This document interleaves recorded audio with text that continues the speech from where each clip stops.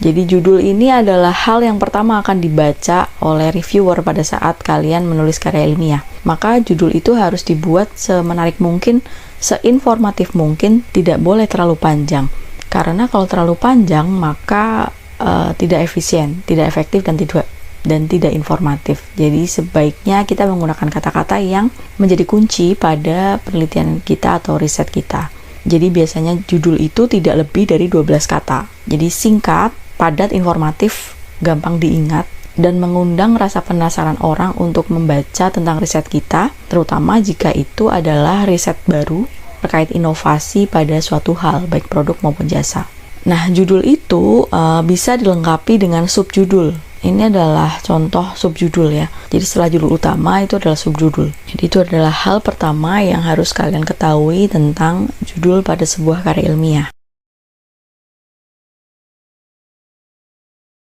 Nah, abstrak tuh posisinya di bawah judul. Biasanya ada judul, identitas penulis, kemudian abstrak. Abstrak ini singkatnya adalah seperti rangkuman dari karya ilmiah yang kalian tulis.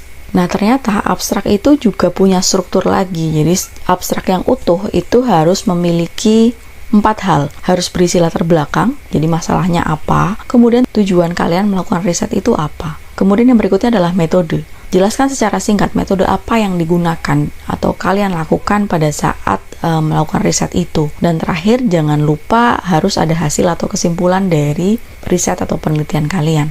Jadi abstrak itu harus memiliki 4 komponen ini. Kalau tidak, maka abstrak akan menjadi tidak utuh. Misalkan tidak ada latar belakang.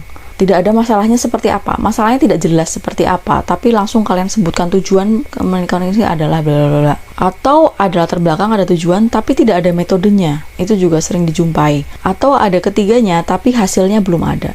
Atau kesimpulannya belum ada. Nah, itu membuat abstrak kalian jadi tidak utuh. Jadi abstrak itu harus memiliki keempat ini untuk menjadi sebuah abstrak yang utuh. Jadi ini adalah contoh latar belakang yang berisi uraian masalah, kemudian sebutkan tujuannya apa, lalu metodenya seperti apa, dan hasil. Nah, kemudian jangan lupa keywords. Keywords atau kata kunci merupakan kata-kata yang digunakan untuk merujuk pada penelitian kalian. Jadi, kalian ambil kata-kata yang merupakan inti atau kata kunci dari penelitian kalian. Yang gampangnya adalah saat orang mengetikkan kata-kata itu pada search engine, misalkan Google, maka kata-kata itu akan membawa orang tersebut ke riset atau penelitian kalian. Itu adalah keywords.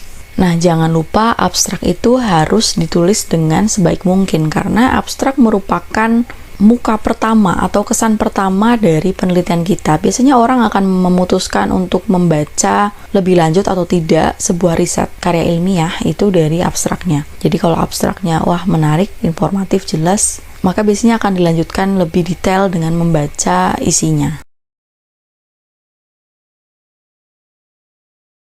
Jadi selain abstrak yang punya struktur, pendahuluan itu juga punya struktur. Struktur pada pendahuluan itu berbentuk piramida terbalik, di mana kita berbicara sesuatu yang bersifat umum, kemudian bergerak ke sesuatu yang bersifat lebih khusus, dan akhirnya kita masuk pada inti dari riset kita itu. Nah, inti itu bisa berbentuk gap.